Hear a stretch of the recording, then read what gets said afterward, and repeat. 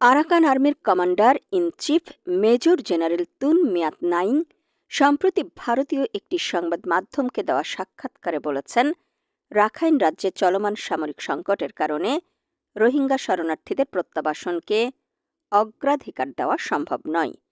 তিনি দাবি করেছেন, রাখাইন রাজ্যের জনগণ মিয়ানমারের সমগ্র জনসংখ্যার সাথে যুদ্ধ, দুর্ভিক্ষ এবং অভাবের সম্মুখীন হচ্ছে। তাই রোহিঙ্গা প্রত্যাবাসনের বিষয়টি বর্তমানে সমাধান করা সম্ভব নয়। তাছাড়া তার মন্তব্য রোহিঙ্গাদের আনুগত্য, আইন মেনে চলার মনোভাব এবং রাখাইন ও মিয়ানমারের শান্তির জন্য একসাথে কাজ করার ক্ষমতা নিয়ে সন্দেহ জাগিয়েছে।